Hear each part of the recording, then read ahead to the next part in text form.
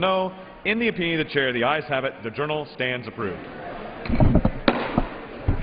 Mr. Speaker. What purpose does the gentleman from Ohio seek recognition? Mr. Speaker, I ask unanimous consent that my name be removed as co-sponsor of H.Res. 417. Without objection. Thank so you. ordered.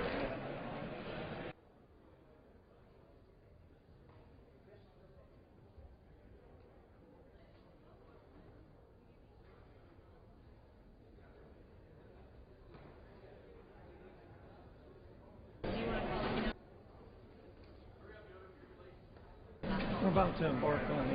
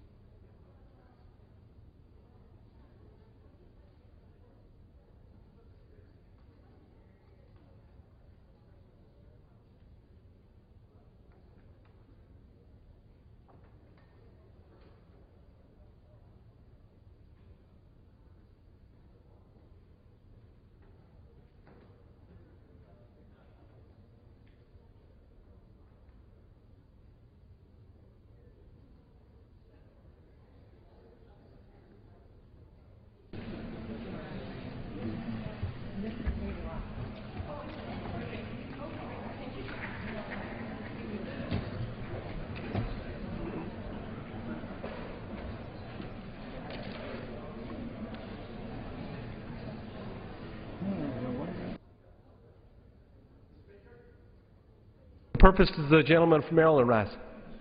unanimous consent to speak out of order for 1 minute for the purposes of inquiring the majority leader the schedule for the week to come. Without objection, so ordered.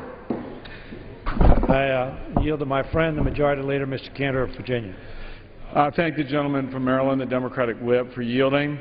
Mr. Speaker, on Monday, the House will meet at noon for morning hour and 2 p.m. for legislative debate. As announced previously, no votes are scheduled on Monday. On Tuesday, Wednesday, and Thursday, the House will meet at 10 a.m. for morning hour and noon for legislative business. First votes of the week will occur no earlier than 2 p.m. on Tuesday. On Friday, the House will meet at 9 a.m. for legislative business. Last votes of the week are expected no later than 3 p.m. Mr. Speaker, the House will consider a few suspensions next week, a complete list of which will be announced by the close of business Friday. Of those suspensions, I'm pleased to announce that the House will consider H.R.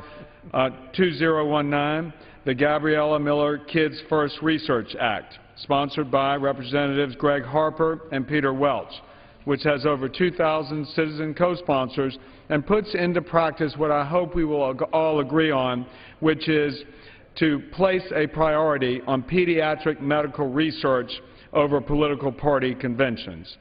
In addition, Mr. Speaker, there are a number of legislative items which may become available for consideration next week, including legislation pertaining to the sustainable growth rate in Medicare, a budget agreement, and legislation pertaining to farm programs, including potentially a full Farm Bill conference report.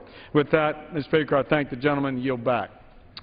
I thank the gentleman for his information, and I appreciate the fact that he's put on there the sustainable growth rate in Medicare.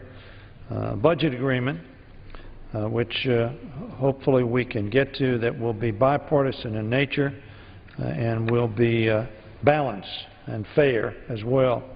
In addition, legislation pertaining to the farm programs, a farm bill is necessary. It's been in conference for some period of time. Hopefully we can pass that as well. I do note, however, with some degree of, actually I said some degree, with very great disappointment, that unemployment insurance extension is not listed by the leader. As the leader knows, 1.3 million people are going to have their unemployment and benefits expire, I believe, on December 28th. Those people will have no support structure. Very frankly, my own view is they will then go on some other support structure, some sort of welfare payment, SNAP payment, Medicaid, which they may be on already, but in any event, it will not be a no cost, and CBO estimates that it will cost as much as 300,000 jobs if we do not extend unemployment insurance. We just had a hearing, Mr. Leader, where we had three very, very compelling testimony from three people with respect to one whom just found a job on Monday. She was very pleased at that. But not only the economic damage that going off unemployment will cost them, and they've been looking for jobs, but also the psychological devastation to them and their families that would cause. Does the gentleman have any belief? I understand, when I read somewhere, the gentleman may want to comment on it, some commented that there was no appetite for extending unemployment insurance on your side of the aisle, but can the gentleman give me any idea of the possibilities for having unemployment insurance extension on the floor so that we can not see those 1.3 million people dropped off the rolls as of December 28th? And I yield to my friend. Mr. Speaker, I thank the gentleman for yielding. Mr. Speaker, I'd remind the gentleman that the expiration of the benefits that he just referred to were benefits that were passed by this Congress 5 years ago as emergency spending, as emergency need, at a time in which we were facing near bottom in terms of our economy, the fallout of the financial collapse, and those benefits, again, were brought about in those contexts. I'd say to the gentleman further, Mr. Speaker, that, you know, if he were to look at the jobs legislation that this House has passed, all of which are awaiting action in the Senate, the Skills Act, we had the Working Families Flexibility Act, the Keystone Pipeline, the RAINS Act, the Offshore Energy and Jobs Act, Federal Lands, Jobs and Energy Security Act, Veteran Emergency Medical Technician Act, Veterans Economic Opportunity Act. All of these are measures which the House passed, because I think the gentleman would agree with me the best way to address the chronically unemployed is to help them get back to work. And these bills, especially the Skills Act, was one specifically designed to do that, to help those chronically unemployed to access the necessary skills that they need to enter the job market of today. And I would also further point out, Mr. Speaker, that this week, December 3rd, the Congressional Budget Office issued a report in response to a request for the extension of unemployment benefits, in which it said that some unemployed workers who would be eligible for those benefits would reduce the intensity of their job search and remain unemployed longer, which would tend to decrease output and employment. This is the Congressional Budget Office speaking on the question that the gentleman raised. And, Mr. Speaker, I would say that such policies, if we were to continue, would lead to greater federal deficit, which would eventually reduce the nation's output and income slightly below what would occur under current law. So I think that we should be focused on how we get folks back to work. That is where the House has been focused. Unfortunately, after 140-some bills we passed over to the Senate, they still await even consideration at all by that body. So with that, Mr. Speaker, I yield back. I thank the gentleman for his comment. We neither have the time nor do I have the inclination to go through each one of the bills to which the gentleman refers as jobs bills. There is, of course, we have an alternative, and Mr. Van Hollen will be talking about that in terms of jobs, investment in infrastructure, investment in education, and growing jobs for our people. But the fact of the matter is, Mr. Speaker, there are 1.3 million people who can't find a job. To say that they will be disincentivized because we continue to give them some support so that they can survive and their families can survive during the period of time that they're looking for a job. There are 3 people looking for every 1 job that's available, and most of those 1 jobs that are available have skill sets that unfortunately the unemployed have not had.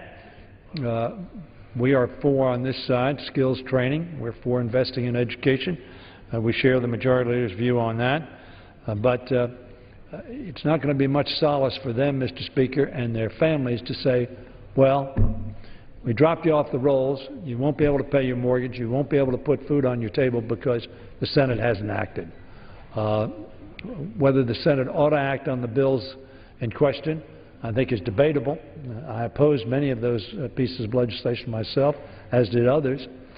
But we have a crisis, and that crisis is we have 1.3 million. And that same CBO to which the majority leader referred said that not to pass this extended benefit will in fact undermine the economy and could cost as many as 300,000 jobs of people who are working now but who will not be working because of the lack of resources of those 1.3 million consumers, whether they're consuming food, housing, clothing, necessities of life. We're going to be undermining jobs in America and our economy. And almost every economist that I've talked to shares that view. In any event, I want to make it clear to the majority leader that our side will be vigorously opposed and will oppose adjourning of the House as is scheduled on the Friday the 13th of this month if in fact we have not passed unemployment insurance. We believe that's a critical thing to pass. We also agree with the majority leader, however, that passing the sustainable growth rate is something that we ought to do before the end of the year. That will expire on December 31st.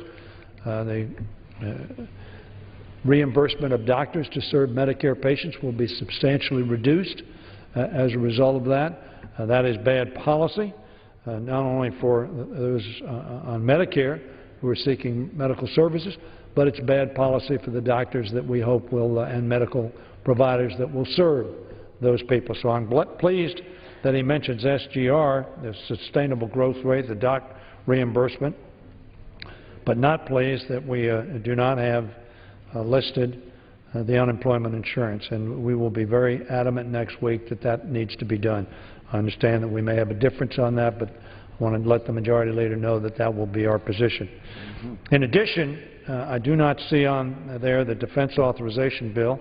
I know that that's not the majority leader's. We passed the defense authorization bill through here. I'm hopeful that the Senate will move on that. Intelligence authorization. The Senate has passed, Mr. Speaker, a comprehensive immigration reform bill. They passed it with 68 votes. We are very disappointed on this side of the aisle that either the Senate bill has not been put on the floor, our bill, H.R. 15, which is a bipartisan bill in which there are Republican sponsors of that bill, or a bill that has one of the 4 bills that's been reported out of the committee, which was supported by the Republican Party in the Judiciary Committee and reported out 4 bills. They have not been brought to the floor. We believe that comprehensive immigration reform is a critically important action for this Congress to take this year, now. We have options available. We would hope that any one of those 3 options would be brought to the table, or if you count 4 bills, 7 options be brought to the floor.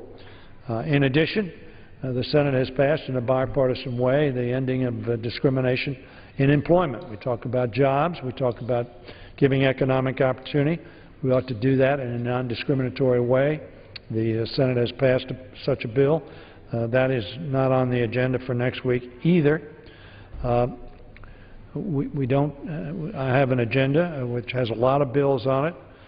Make it in America. I notice we do have a suspension bill that has been specifically referenced. We'll get into a debate on that next week, so I won't debate that bill today. But we have a suspension bill that we've been urging that is reported out of committee on voice vote, passed this Congress with over 350 votes. I know over 300 votes last Congress, that has not been brought to the floor, which simply says that we ought to have a plan, and that plan ought to be a plan to expand manufacturing, grow jobs, grow profits, grow salaries for individuals. And it's Mr. Lipinski's bill. I've been urging that that be put on the suspension calendar. I noticed that that has not been put on either. Trade adjustment assistance and tax extenders have been referenced. Hopefully we could do all of those. Of course, we have a very short period of time left to do that. Let me ask the Majority Leader, given that short time, does the Majority Leader have a high degree of confidence that, in fact, he will be seeking to follow the calendar that has been set out by the Majority Leader to end this first session of this Congress, indeed, on the scheduled date of December 13th? And I yield to my friend. I thank the gentleman for the recitation of his desired wish list for what he would like to see on the floor. I'd also like to remind the gentleman, Mr. Speaker, this House has passed well over 140, if not 150 bills, very much focused on job creation, very much focused on trying to make sure that we address the needs of those who are most vulnerable right now, trying to make sure that we can sustain the safety net while equipping those that are without the tools necessary to get up on that ladder of success. Unfortunately, Mr. Speaker, the Senate has just refused to take up most of those bills. In fact, the House has passed and sent 189 bills to the U.S. Senate so far this Congress, and that's excluding what we've done this week. And of those 189 House bills, 41 have been signed into law by the President. 148 bills have stalled in the Senate. The Senate has so far this year passed only 43 bills this Congress, and only 43 out of those 43, only 14 have been signed into law by the President. So, Mr. Speaker, we have done our work. We've got a lot more work to do on behalf of the American people. One of the things I did not hear the gentleman, the Democratic whip, mention was the issue of health care. And obviously, health care has been very, very much on the minds of America right now as they've witnessed the utter disaster of a rollout of Obamacare. And as the gentleman knows, his constituents as well as mine are faced with higher premiums, faced with the realization now that the President has broken a major promise when he had said to the American people that they could keep their health care plans if they liked it.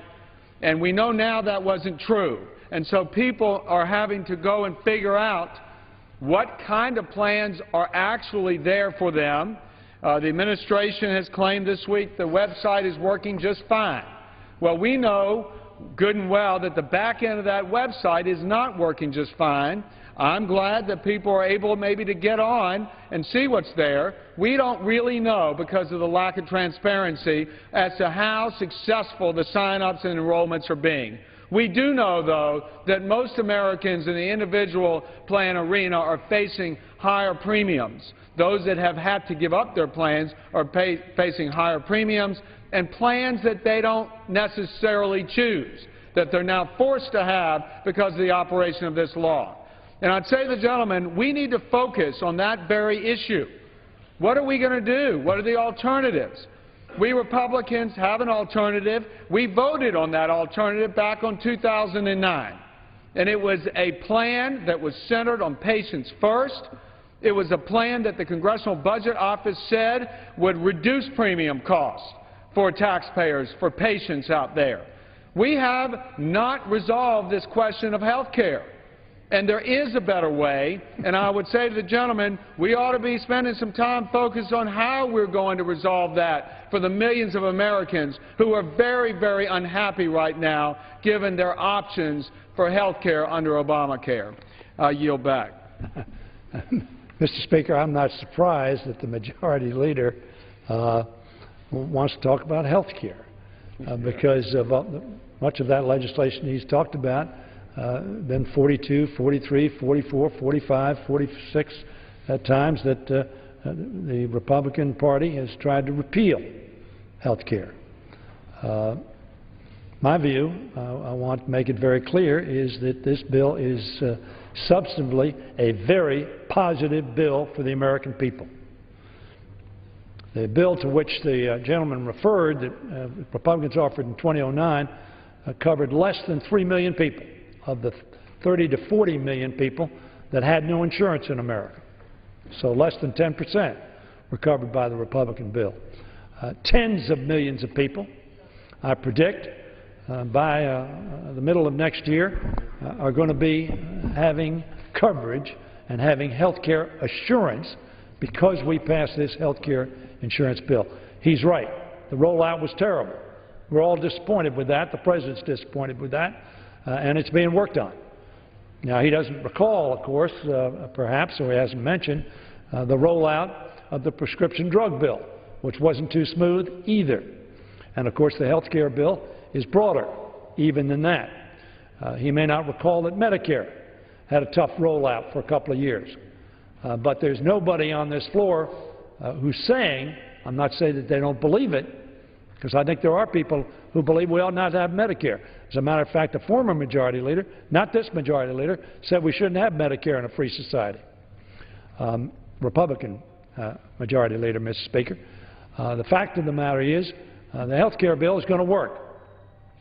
But it is interesting that when you ask a specific question about some critical issues that have passed the Senate in a bipartisan fashion overwhelmingly, they're not mentioned. We go to the health care bill. Why? Because that's the politics. That's the politics of the issue right now. Mr. Speaker, would the gentleman yield? I'd be glad to yield to my friend. You know, I'd say, Mr. Speaker, no, it's not the politics, Mr. Speaker. It is about what people right now are concerned about. They send us here to reflect their problems, to try and reach solutions for the problems that they're facing. Right now, more people in America, I would venture to say, are concerned about the choice they have for health care right now and how they'll seek coverage for their families. And it's not about the politics. There's some things that actually do transcend Washington partisan politics. And right now, that is about health care. We care about health care. Republicans care about health care. Democrats care about health care. And right now, there's a serious problem given this Obamacare law. And we need to address that for the people. We need to help people. And that's what I'm talking about, Mr. Speaker, not talking about the politics of it. I'm talking about what's on the minds of millions of Americans right now as they're losing the coverage that they know and they've chosen and they can afford, facing the opposite. It is a disaster right now concerning Obamacare. We've got to help the people of this country when it comes to their health care. That's what it's about. I yield back. I thank the gentleman for yielding. Governor Steve Beshear of Kentucky spoke to us this morning. Now, Kentucky is not the center of Democratic politics in America, as Mitch McConnell would quickly observe. Thousands of people are signing up in Kentucky. Thousands of people, successfully. Thousands of people are coming forward. They have about 70,000 people have already signed up in Kentucky. Thousands of people coming in New York, in California, all over this country who are saying, I want the assurance and coverage of health care. What have they spent their time on? Trying to repeal health care. They talked about repeal and replace. We haven't had much replace. We've had a lot of repeal. And what does the Majority Leader refer to, Mr. Speaker? A 2009 bill. 3 Congresses ago that he's talking about. All we've had on this is repeal. If we're concerned about health care, then there ought to be an alternative that the other side offers. Frankly, Mr. Speaker, they have not done that.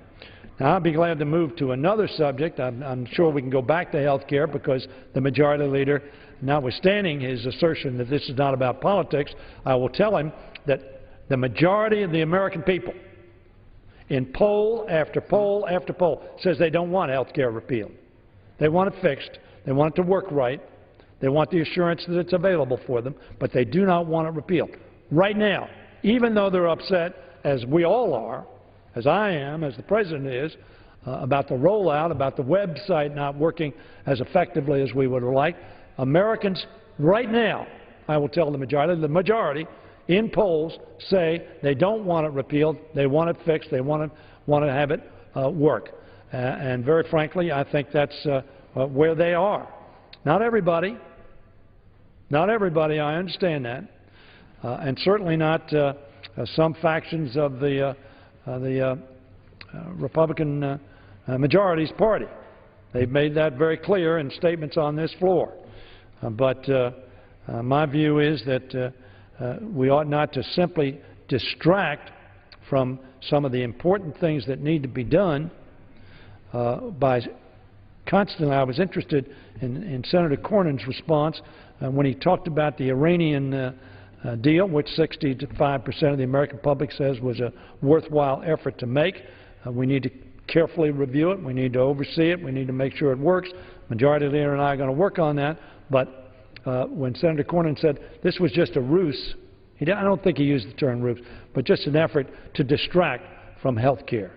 I think that sort of indicates the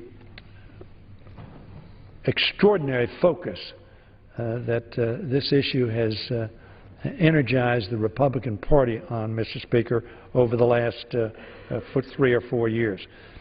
Can I ask the Majority Leader about the budget conference, whether he has any idea? He's talked about on the schedule the budget conference coming forward.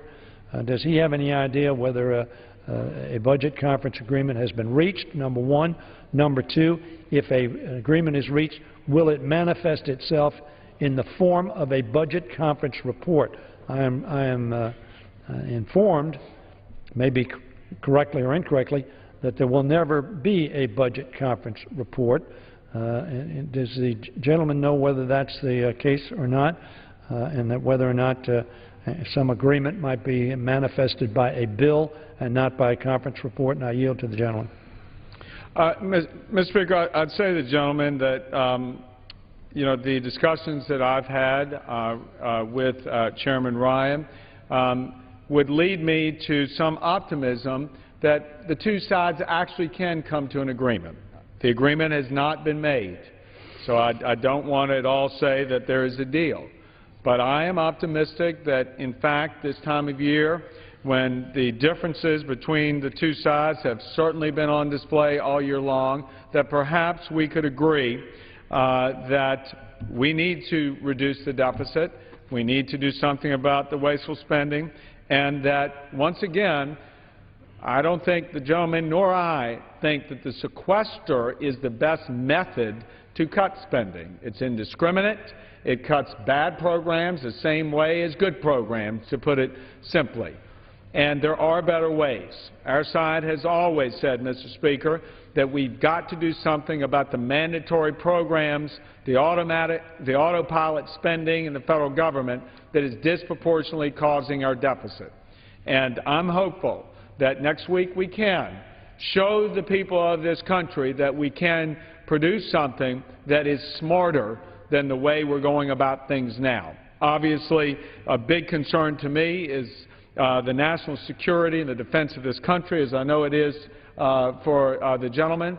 And so, again, I'm hopeful that that will be the case. Now, the form that that agreement may or may not take, I think, right now is undetermined. I think it would be premature to even guess at that. And I would say to the gentleman, I know that he joins me in hoping that there is an agreement where we can maintain the trajectory of reducing spending, do it in a smarter way, so that we can get about the business of prioritizing the expenditure of taxpayer dollars here in this House. I yield back. I thank the gentleman for his comments.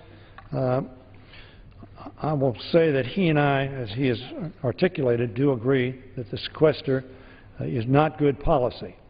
As a matter of fact, Chairman Hal Rogers, the chairman of the Appropriations Committee, said it best when he said that the sequester cuts are ill-conceived and unrealistic, and that he believes that the House action has indicated that that is the case.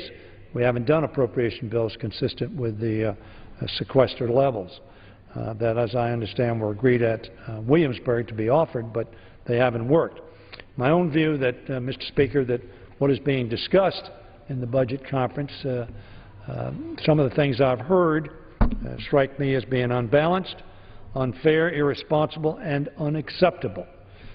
And unless we have a balanced agreement, which in my view should replace the sequester, because, as the Majority Leader indicates, it is not the rational way to go, as Mr. Rogers indicates, not the rational way to go, and as every chairman of the Appropriations Subcommittees on the Republican side, Mr. Speaker, have said, it is not the way to go and ought to be replaced.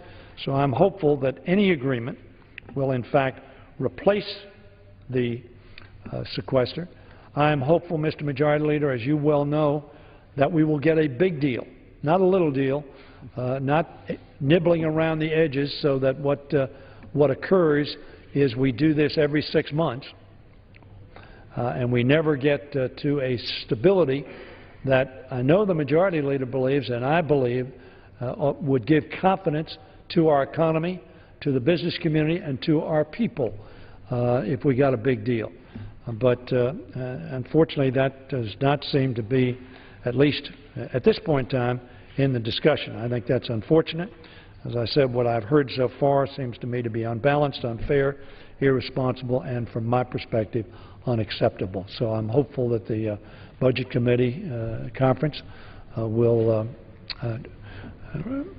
revisit, or at least come up with a product that is not yet being discussed, which will accomplish the objective of putting this country on a fiscally sustainable path for the long term, not just the short term. If the gentleman has nothing further to say, I'll yield back. I yield back the balance of my time. Thank you. Gentleman yields back. What purpose does the gentleman from Virginia seek recognition? Mr. Speaker, I ask unanimous consent that when the House adjourns today, it adjourn to meet on Monday next, when it shall convene at noon for morning hour debate and 2 p.m. for legislative business. Without objection, so ordered.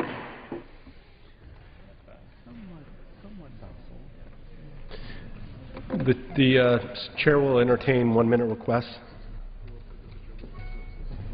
For what purpose does the gentleman from Texas seek recognition? Ask unanimous consent to address the House for 1 minute to revise and extend my remarks. Without objection.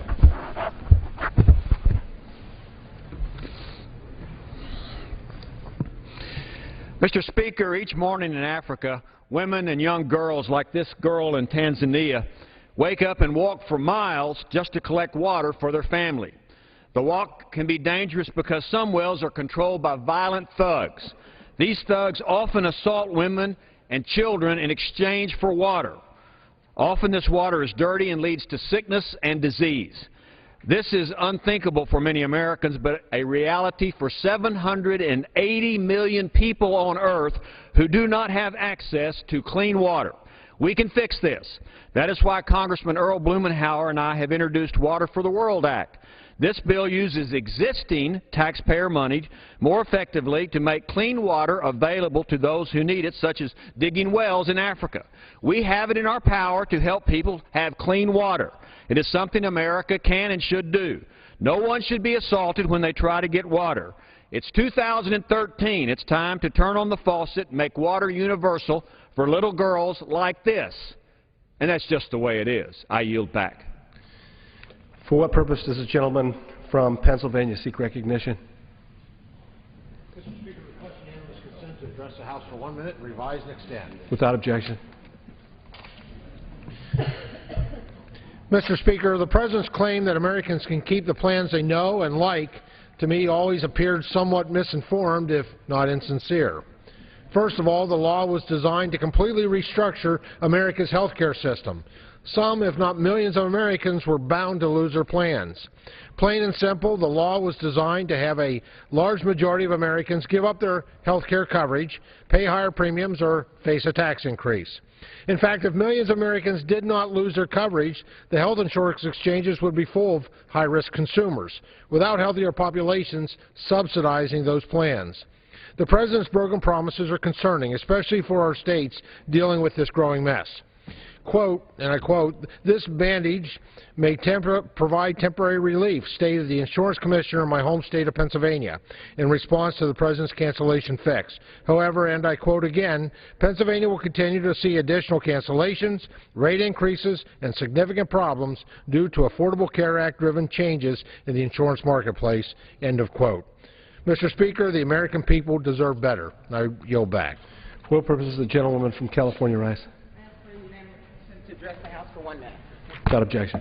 Thank you, Mr. Speaker. As most of us joined family and friends over Thanksgiving week last week, 2,500 Afghan elders voted on a security agreement that could potentially leave thousands of United States troops in Afghanistan for at least another decade. If the Afghan people are having a say in continued American troops in that country, at the very least, this Congress should also debate and vote on any such agreement. The war in Afghanistan has just entered its 13th year, and the need to bring our troops home remains urgent. President Karzai has recently suggested that he sees no potential security benefit from an ongoing United States security mission. I couldn't agree more, and the American people have long understood that there is no military solution in Afghanistan, especially at a time now when rising income inequality and harmful sequester cuts are hurting families and communities here at home. We need to get our priorities in order and stop spending good money after bad in Afghanistan. We've known for years of the rampant waste, fraud, and abuse in Afghanistan, including bags of cash from the CIA being handed over in suitcases and plastic bags to corrupt Afghan government officials. Enough is enough. We need to end the corruption and end this war. For what purpose does the gentleman from Pennsylvania seek recognition? Requesting unanimous consent to address the House and to revise and extend. Without objection. Thank you, Mr. Speaker. The President has offered Iran what he describes as a very limited, temporary, reversible sanctions relief. In this case, limited means $20 billion in sanctions relief. What was the world promised for the $20 billion gift to the Iranian regime? A promise that Iran would pause, not dismantle, its nuclear weapons program for 6 months while we betray our allies and compromise Israel's ability to defend itself. Let me tell you what this deal is like. It's like going to an auto mechanic you can't trust to fix an oil leak on your car. The mechanic says it'll take 6 months to fix the leak and charges you $1,000 up front. When you come back 6 months later, you'll find that not only is the leak not fixed, but your car was stripped down and sold for parts. As we speak, Iranian centrifuges are continuing to spin, continuing to enrich uranium, and continuing to threaten the safety of the United States and our allies. Whether it's at your local auto shop or at the nuclear negotiation table, the American people know when they're getting a bad deal. Thank you, Mr. Speaker. I yield back. For what purpose does the gentleman from Indiana rise? Mr. Speaker, I ask unanimous consent to address the House for 1 minute to revise and extend my remarks. Without objection. Thank you, Mr. Speaker. Mr. Speaker, I rise today to celebrate the opening of the Kokomo section of the new U.S. 31 corridor. Indiana is called the crossroads of America, and for great reason. With numerous interstates and highways crisscrossing our state and intersecting in Indianapolis, our geographic position and transportation network have made logistics and manufacturing critical components of our economy and America. With that in mind, last week I had the privilege of attending the ribbon cutting of the new U.S. 31 Kokomo corridor. When the final Hamilton County section opens to traffic in 2015, a total of 32 stoplights will have been removed from US 31 between Indianapolis and South Bend, saving drivers a half-hour travel time. The Indiana Department of Transportation also deserves great credit for completing this project nearly 2 years ahead of schedule and so far 40% below the projected budget. Washington bureaucrats can learn a lot from that efficiency. I commend and congratulate all of the individuals, elected officials, and business and community groups involved in bringing the Kokomo corridor of US 31 from the drawing board to reality. Mr. Speaker, I yield back. For what purpose does the gentlewoman from Texas seek recognition? I ask unanimous consent to address the House for 1 minute and 5 remarks. Without objection. Mr. Speaker, one of the greatest untold stories from World War II is the story of the brave men and women known as the Monuments Men. This special military unit was tasked with helping to locate works of art confiscated by the Nazis and return them to their rightful owners. The Monuments Men and women were able to locate, preserve, and return almost 5 million cultural items, including many of the world's great works of art. Today, there are only 5 surviving members, 4 men and 1 woman, of the Monuments Men. I believe the veterans who participated in these daring missions are certainly worthy and deserving of the recognition of Congress's highest expression of appreciation. That's why I'm honored today to introduce legislation recognizing these heroes with a Congressional Gold Medal. While we can never say thank you enough, I believe the Congressional Gold Medal is a worthy token of appreciation from a grateful nation to members of the greatest generation. I yield back. The chair lays before the House the following personal request.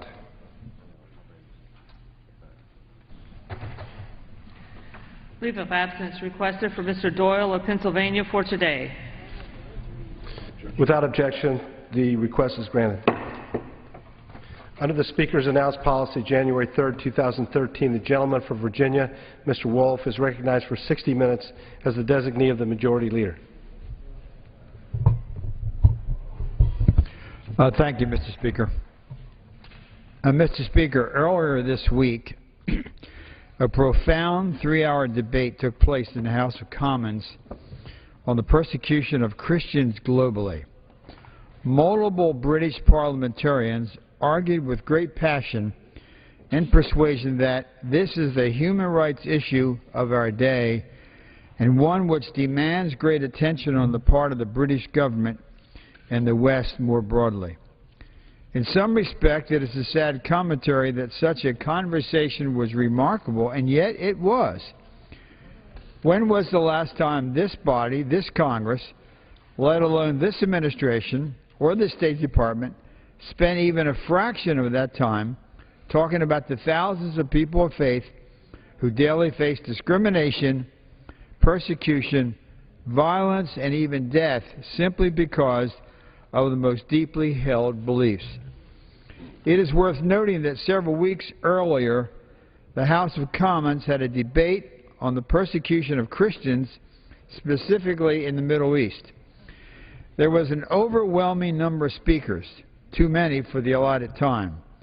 This week's debate sought to satisfy that interest.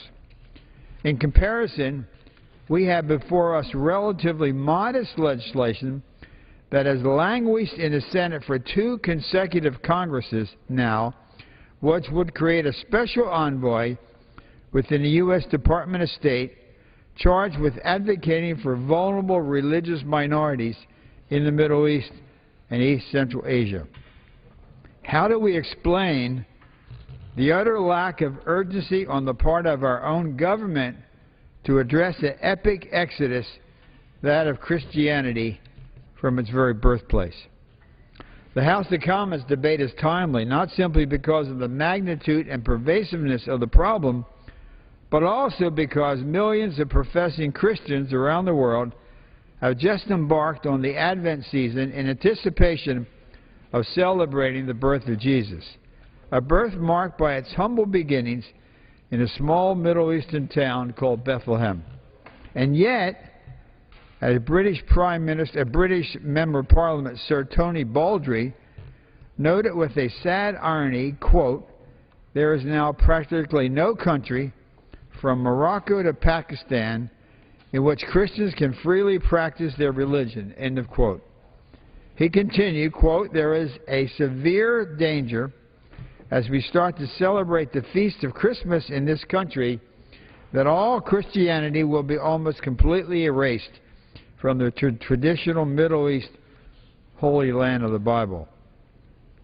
Joseph would not now be advised to take Mary to Egypt to avoid the dangers of Herod, because Jesus would not just have been safe there today. To follow on Sir Baldry's line of thinking, the patriarch Abraham would also have a difficult time surviving in Iraq, having come from Ur, which is now Nasiriyah. Jonah would be hard-pressed to make it to Nineveh, which is now in the Mosul area, and Paul could scarcely travel the road to Damascus in Syria. The debate in the House of Commons began with a staggering statistic, namely that one Christian is killed every 11 minutes somewhere on earth for their faith. One Christian is killed every 11 minutes somewhere on earth for their faith. While the focus of the Commons debate was on persecuted Christians, several MPs noted that whether or not you are a person of faith, all should be concerned by this troubling trend. Ultimately, freedom of religion and belief is a bellwether for other cherished freedoms. Where this, quote, first freedom is compromised, the whole human rights is under assault. In country after country, freedom of religion is indeed compromised, and Christians, to borrow a phrase from history, are the eye of the gathering storm. This is perhaps no more true than in the Middle East. Here we see governmental, societal, and communal violence and repression against religious communities, which specifically targets religious minorities, including Christians. These realities have been exacerbated by the so-called Arab Spring, a spring which has devolved into winter for many of the most vulnerable in these societies, foremost among them ancient Christian communities. With the fall of Hosni Mubarak, Coptic Christians numbering roughly 8 to 10 million are leaving in droves in the face of increased repression, persecution, and violence. They were increasingly marginalized with the ascendancy of the Muslim Brotherhood.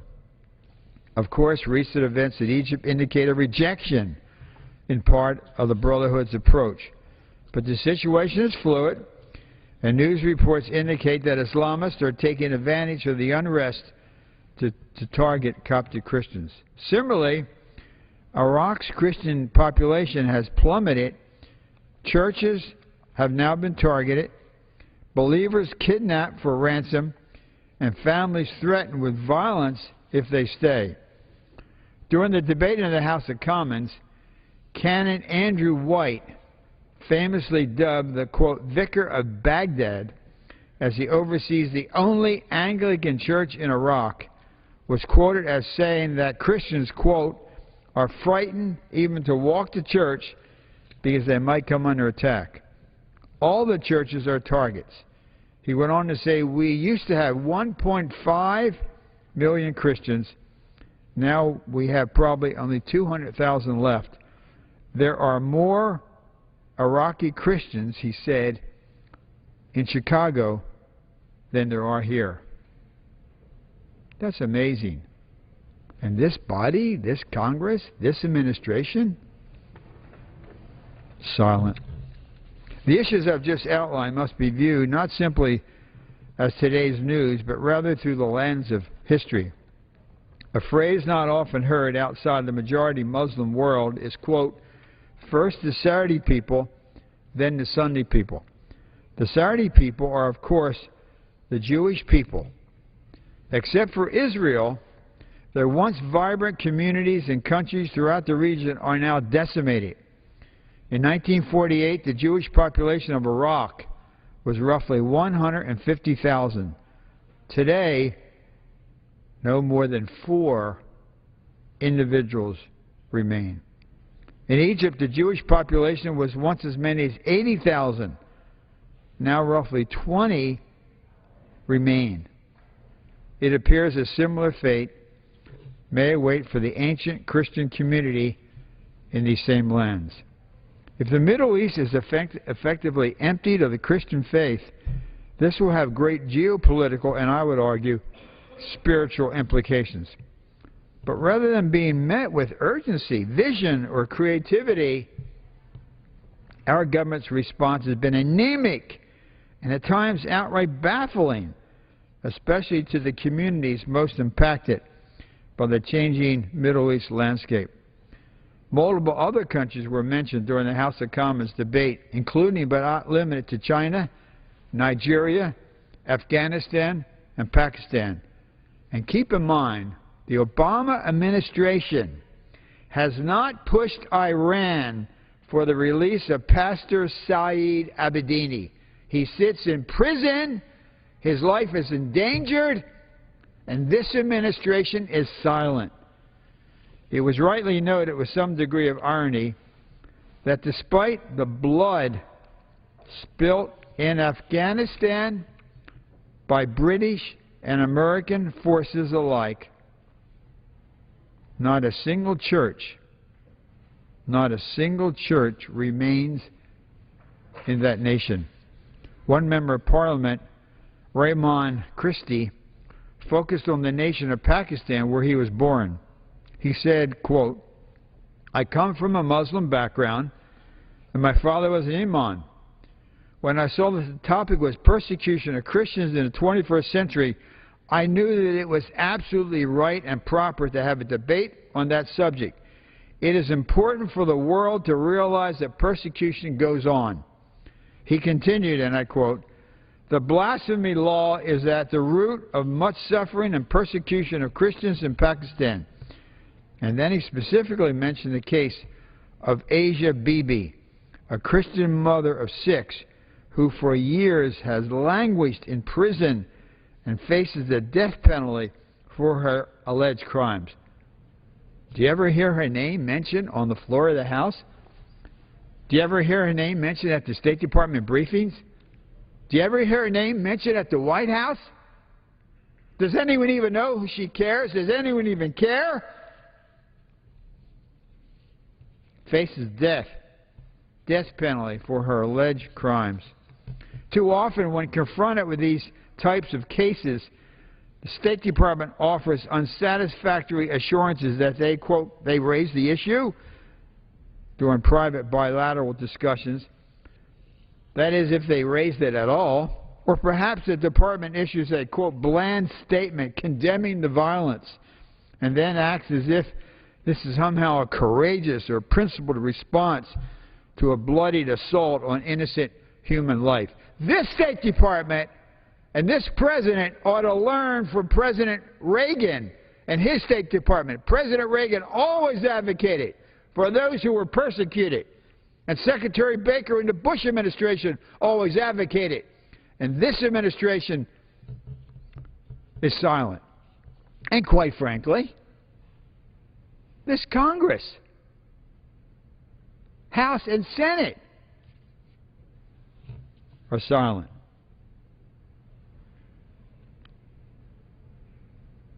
The suffering church takes little solace in this approach, nor should we. In fact, I profoundly reject this approach. The Congress should profoundly reject this approach. And I humbly submit the church in the West should demand more. For if not them, who? With a few notable exceptions, among them the Catholic Church, specifically Cardinal Dolan, who in his farewell address as head of the U.S. Conference of Catholic Bishops beckoned the bishops to extend their efforts to, quote, dramatic front lines of this battle where Christians are paying for their fidelity with their lives, end of quote. Too few in the American church are burdened with this point of action for their suffering brethren. Reverend Martin Luther King's letter from a Birmingham jail is addressed to his fellow, and everyone ought to read Martin Luther King's letter from the Birmingham jail. It was addressed to his fellow clergymen. Earlier in the letter, he speaks of his love for the church, a love that I share. But then he goes on to admonish his fellow clergymen. This is what Martin Luther King said: "I must honestly reiterate that I have been disappointed with the church. When I was suddenly catapulted into the leadership of the bus protest in Montgomery, Alabama a few years ago, I felt I would be supported by the white church. I felt that the white ministers, priests, rabbis of the South would be among our strongest allies. Instead, some have been outright opponents. All too many others have been more cautious than courageous and have remained silent behind the anesthetizing security of stained glass windows." End of quote. Could we not substitute a few words and be left with a similar critique today? Might the imprisoned Pakistani Christian lament, I thought I would be supported by the church in the West. Might the fearful Coptic Christian cry, I thought the ministers in America would be among our strongest allies. If the church slumbers, Washington will scarcely lead the way. Do not expect the Congress or the administration to lead the way if the church does not lead the way. Advent is a season of expectant waiting, rich in spiritual meaning for believers the world over. My prayer this Advent is that the suffering church would no longer suffer alone, and that we would stand with them and seek a day when, in the words of the beloved Christian carol, all oppression shall cease.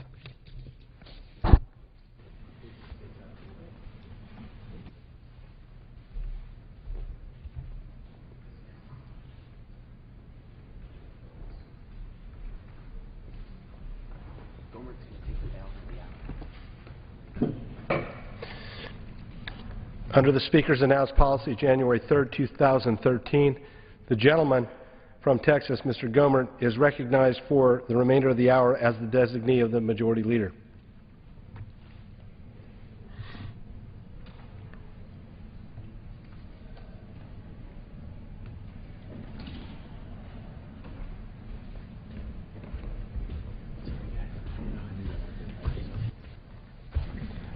I looked around.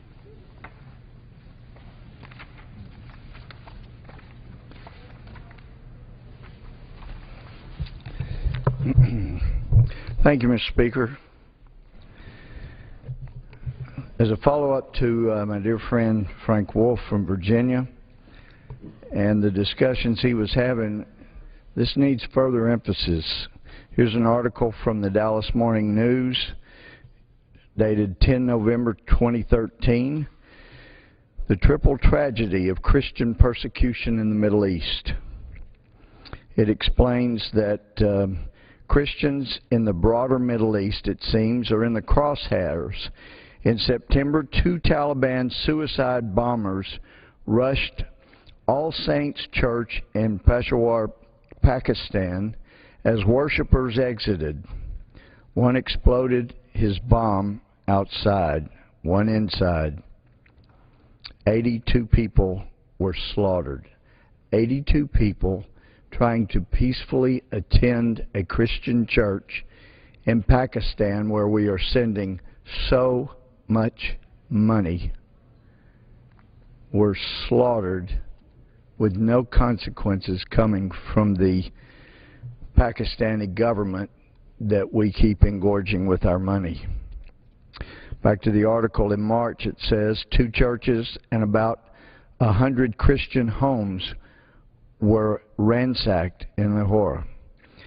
Today, millions of Christians and other religious minorities are facing vile persecution. Many Christians are struggling to escape from the countries where their ancestors have lived for 2 millennia. The human tragedy unfolding in these countries is profoundly disturbing, but the tragedy extends beyond the suffering of individuals and families. Next month in Rome, Georgetown University, in partnership with Baylor University, where I went to law school, it will showcase the findings of a 2-year study on Christianity and freedom. 3 dozen scholars will assemble to discuss what Christians have contributed to freedom and prosperity in their own countries, and implicitly what will be lost if those countries are emptied of their Christian populations.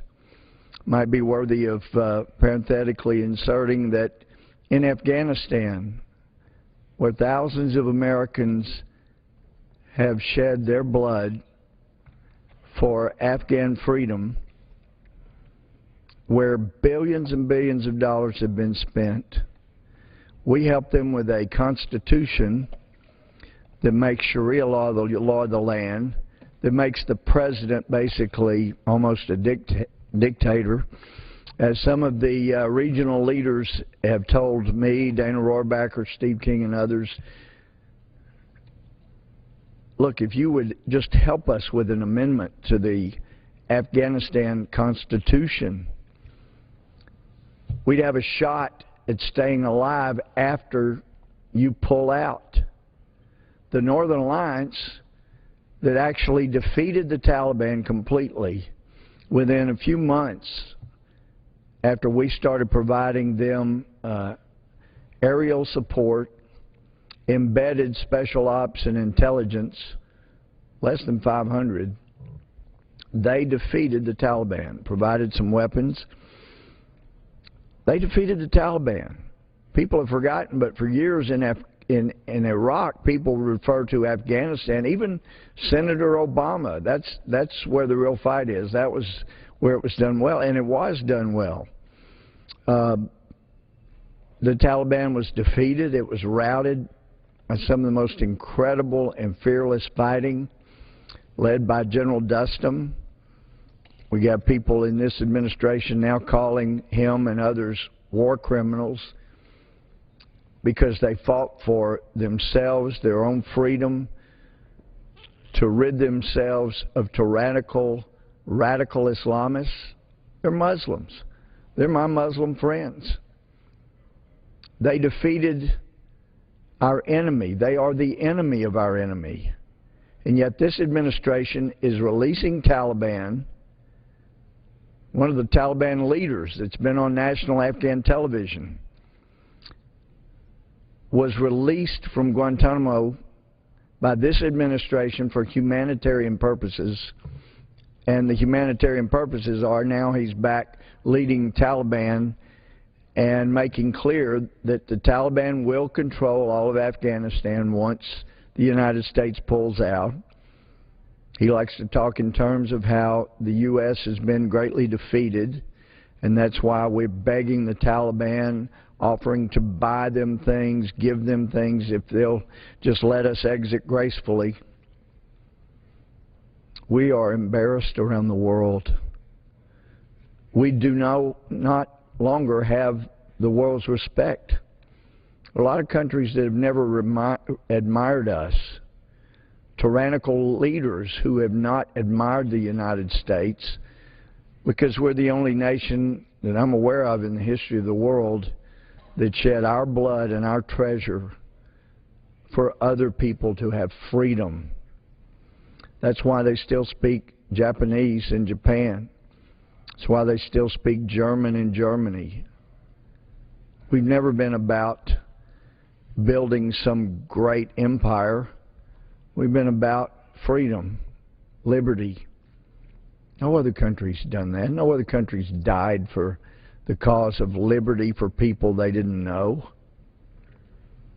And now it seems that this administration keeps committing us to support countries that are persecuting Christians, persecuting secularists, persecuting those who do not have the strict radical Islamist beliefs that the radical Islamic believers have, the leaders as radical Islamist believers have. This article in the Dallas News goes on and says the countries include Egypt, where the Holy Family fled when Jesus was a baby. Many Christians now are exiting Egypt in the wake of the badly misnamed Arab Spring. In August alone, scores of churches were torched, some of them dating to the 5th century. They include Syria, Paul's destination when he was called by Jesus. Today, many Syrian Christians have fled, fearing the prospects of an Islamist regime. One village, Malula, is one of the last places on earth where Aramaic, the language of Jesus, is still spoken. In September, it was overrun by Islamist terrorists. Those, by the way, are the Islamist rebels that this administration is supporting. It's been publicly reported. This administration, without Congress taking a move to stop him, has sent tons and tons of weapons to the radical Islamist rebels in Syria who are killing, raping, torturing Christians in Syria. If there is a God, as I know with all my heart there is, if the God that had his protective hand on Israel until Israel stopped honoring the God of Abraham, Isaac, and Jacob, if that God exists, as I know in my heart he does, then how long will he continue to have a hand of protection on a nation that has, in the last 2 years, repeatedly betrayed and stabbed Israel in the back, taken whatever actions it could to prevent Israel from defending itself? And this last act of ignorance in trying to negotiate with Iranian terrorist leaders who want the little Satan, Israel, wiped off the map, made that very clear, who want the great Satan, the United States, wiped off the map. Of course they will talk to the United States. Of course. They're working as allies with North Korea. And North Korea can explain to them, as we talked about here on the floor, how in 1994 they convinced Bill Clinton, Madeleine Albright, and Wendy Sherman, who was the policy director for North Korea for the Clinton administration, to do a deal where the United States would give them nuclear reactors, help them get them running, fuel, whatever they needed, and in return, we were basically asking them to renounce nuclear weapons and promise they wouldn't develop nuclear weapons. And we additionally agreed to not be inspecting their nuclear facilities, which actually allowed them to develop the nuclear bombs and the ballistic missiles by which they are assisting Iran.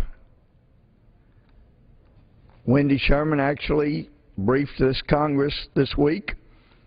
She is the lead negotiator for the Obama administration. I mean, that makes as much sense as an administration hiring a company to do an absolutely essential, critical website for people's health and well-being as someone who has no track record of being terribly successful. I mean, surely an administration wouldn't do that. Oh, yes, they did do that with Obamacare. Oh, yes, they are doing it in negotiating with terrorist thugs who want us wiped off the map. I mean, this is the same kind of inane thinking that would have an American president in 1970s proclaiming the Ayatollah Khomeini as a man of peace when he was a terrorist and took over a nation and its military for the first time in generations, that a terrorist Islamic leader had been the leader of a country with a powerful military. Another article from townhall.com, December 5th, 2013, by Con Carroll.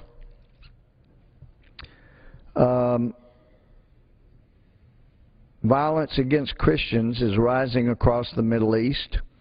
Open Doors USA's CEO David Curry investigates for the December issue of Town Hall magazine. It says Christians in the Middle East and around the world are being persecuted, imprisoned, and martyred for their faith. There's widespread systemic violence, and no one in the mainstream media and government seems to have noticed. We may see the elimination and extinction of Christianity in its very birthplace without a whimper of protest from the West. I got to say, if the God who protected Israel in its inception through many generations until they stopped honoring the God of Abraham, Isaac, and Jacob, which, by the way, no country has ever fallen while it was truly honoring the God of Abraham, Isaac, and Jacob. So if you were completely irreligious, completely atheistic, but you wanted to have a free country and you wanted to have it safe and protected, then it would sound like, from historical purposes, that it might be a good thing to encourage those who believe in God to keep doing so, because when a nation's leaders honor that God, that nation is protected.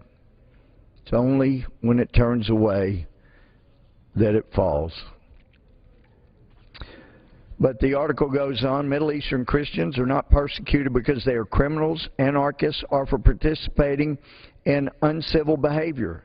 They are persecuted because of what they believe. They are not promoting any particular political party or agenda. They simply want the freedom of faith and religion that Americans experience every day.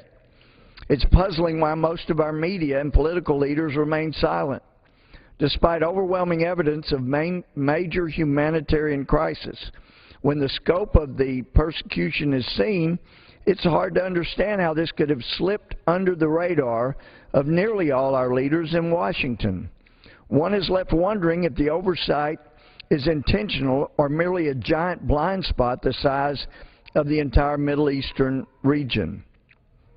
Consider what occurred during a 4-week period during August and September. Syrian rebels attacked the historic Christian enclave at Malula, damaging some iconic churches while driving out most of the Christians as well as other residents. Jihadi terrorists blew up a church in Peshawar, Pakistan, taking more than 85 lives and injuring many more. After the attack, Pakistani Christians protested in the street to no avail, demanding protection of their churches and schools, which are under daily threat of harassment and destruction. Muslim Brotherhood forces in Egypt attacked and burned 73 churches, hundreds of Christian-owned businesses, properties, and schools. There are but a handful of attacks that make the news. Each day, Christians in the Middle East are suffering all manner of indignities for their faith. Those include destruction of property, harassment, targeted rape of Christian women, and a legal system that ignores the rights due to their faith. Many governments fail to pursue, capture, or prosecute jihadist radicals who perpetrate these crimes against Christ's followers. And it goes on to talk about a broader pattern, leadership in a vacuum. An article from crossmap.com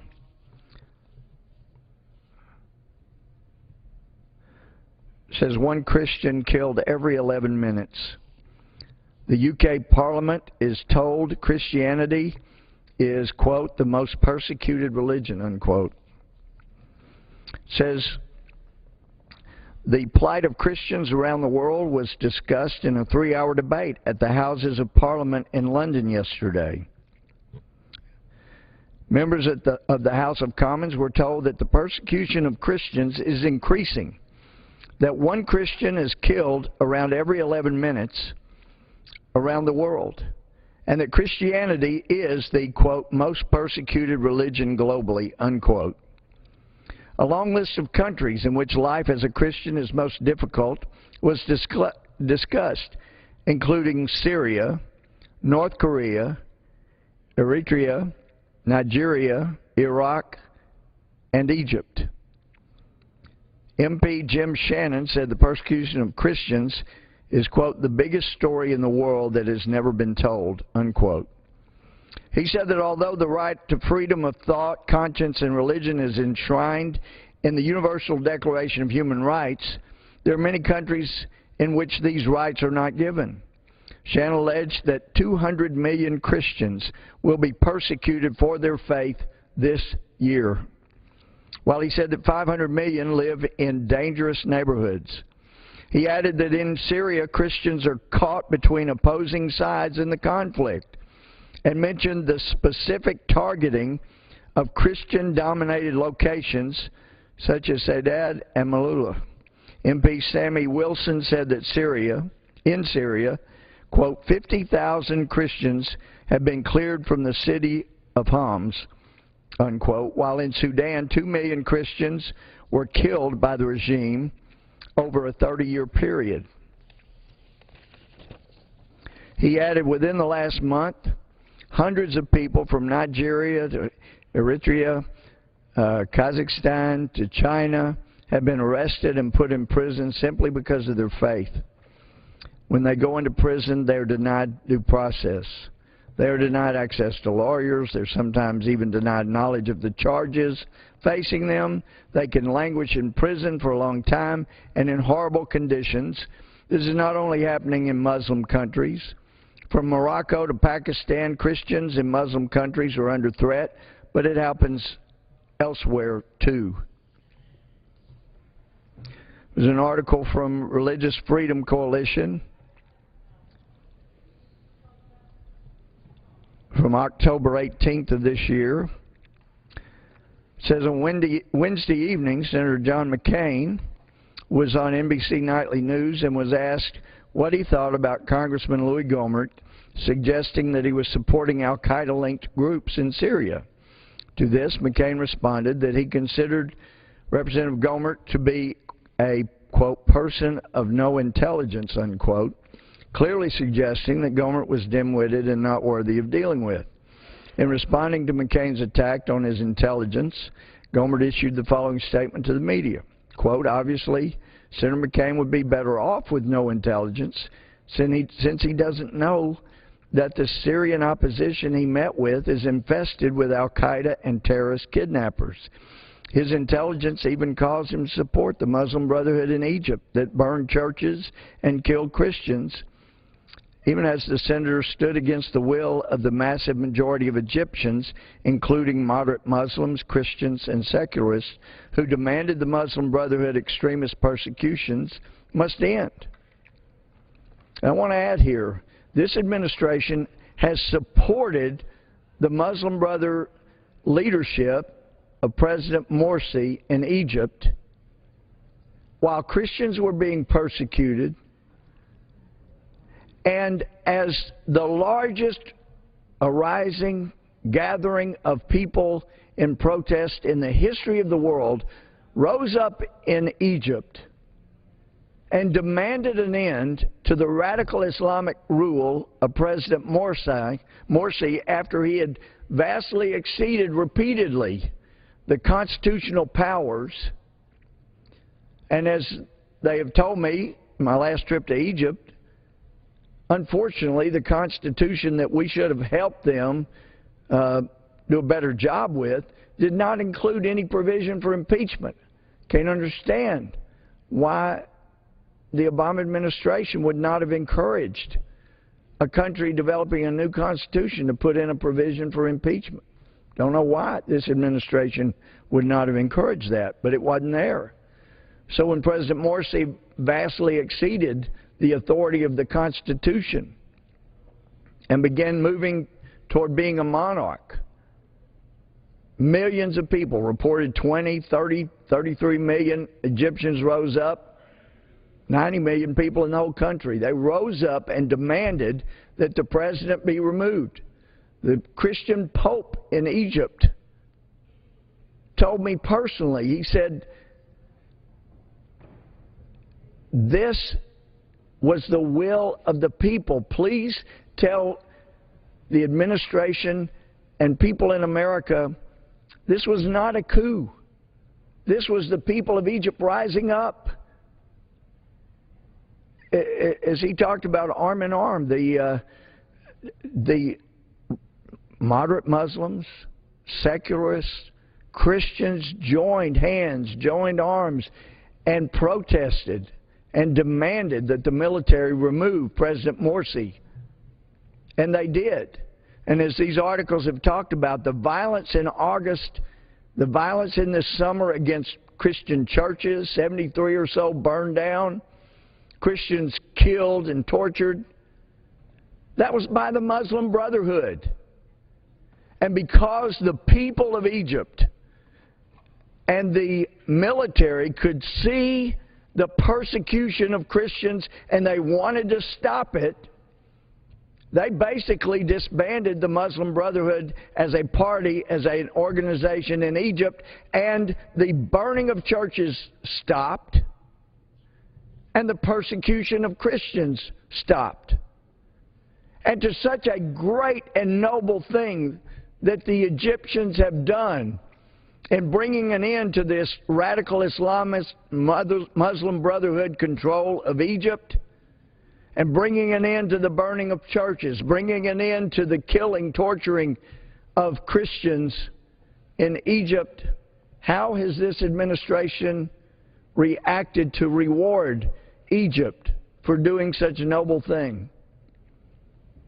The aid that this administration was providing to Egypt when it was controlled by the Muslim Brotherhood has now been cut off because the Egyptian people had the temerity to demand an end to radical Islam's reign and the killing and persecution of Christians.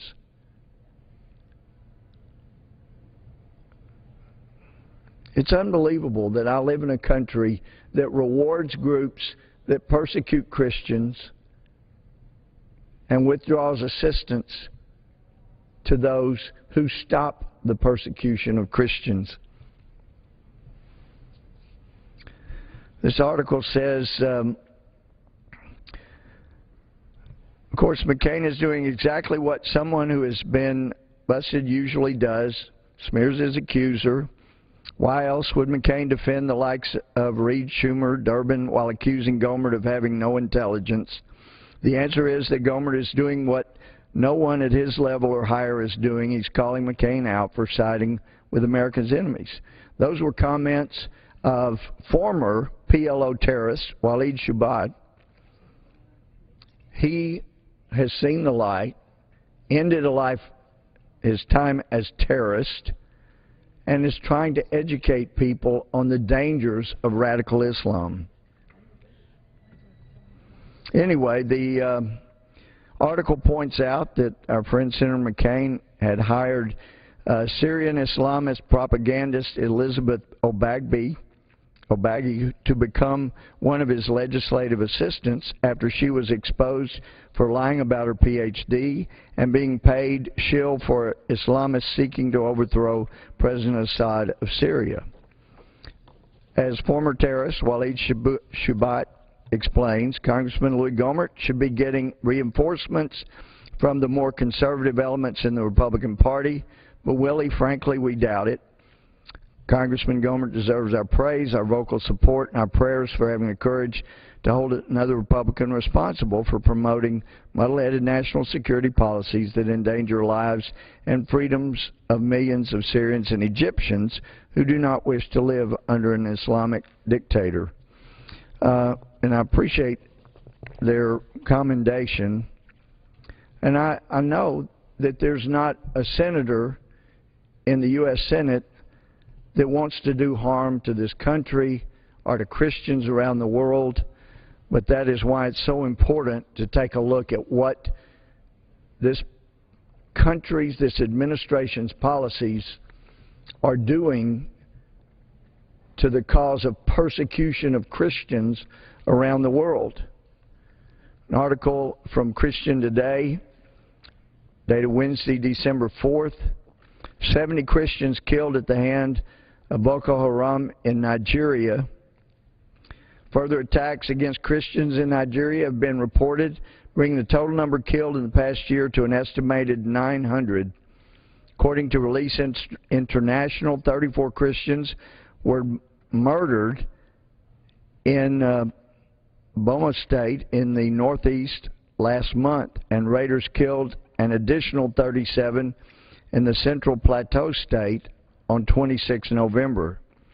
Church leaders believe the attacks in the north were carried out directly by Islamist terrorist group Boko Haram, while those in central Nigeria were carried out under their direction.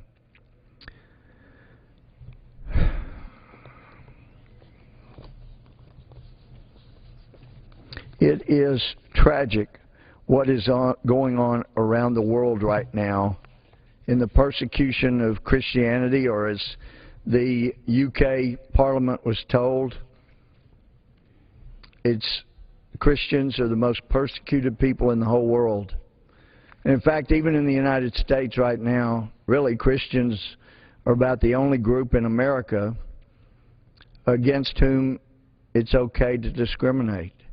It's okay to hate them and ascribe hatred to the believers in the man of love and peace, Jesus Christ.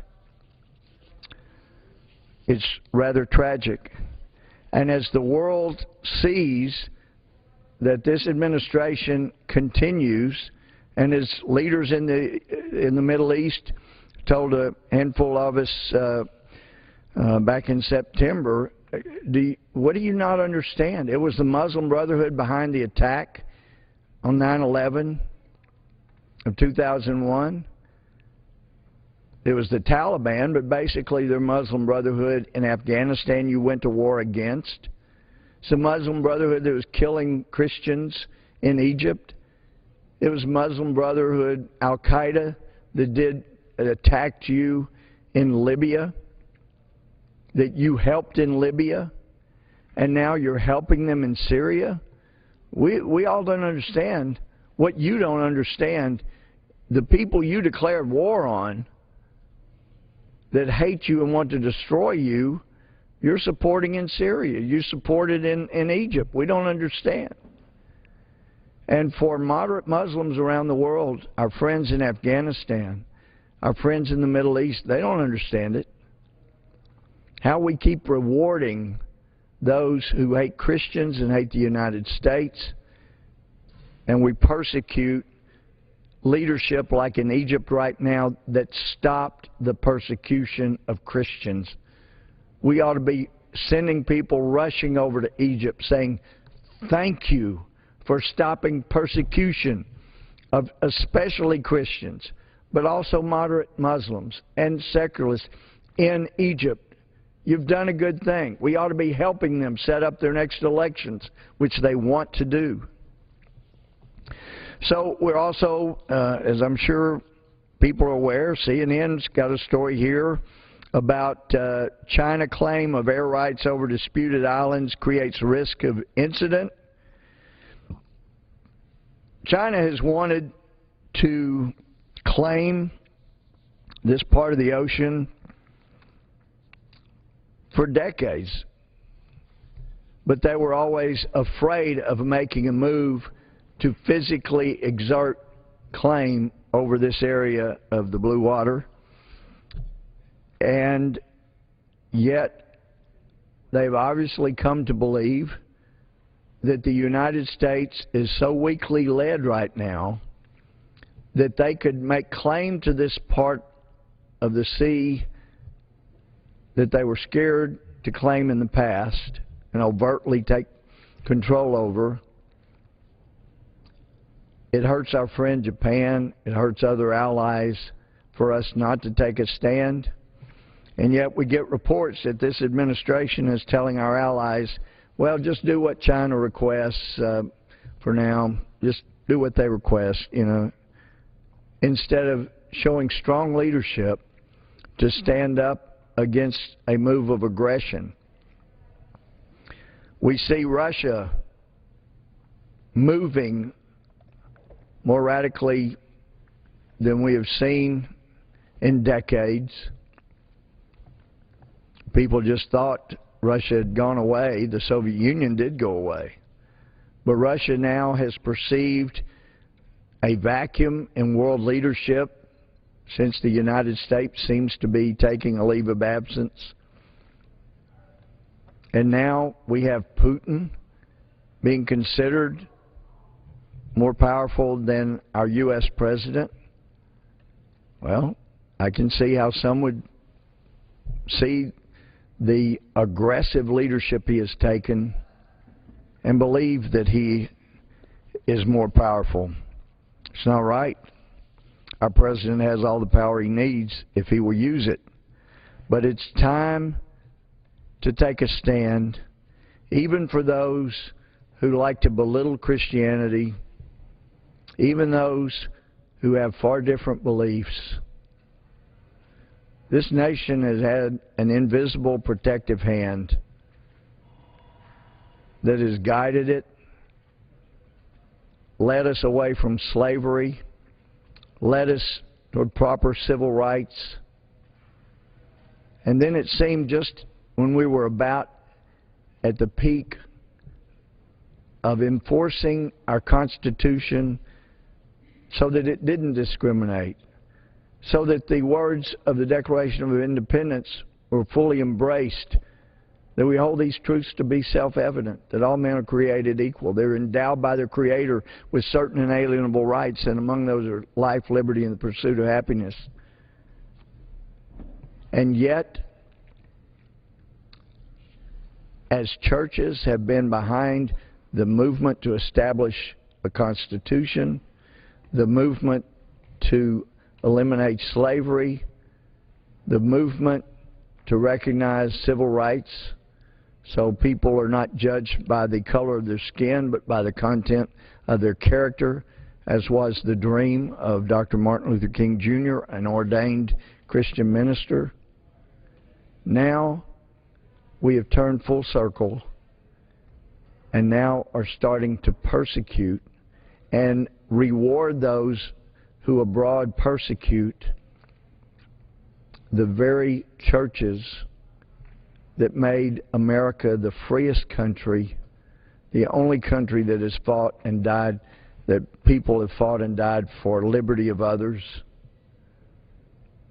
the most generous and giving nation in the history of the world, where more freedoms, liberties, and assets have been attained by individuals than any country in the history of the world.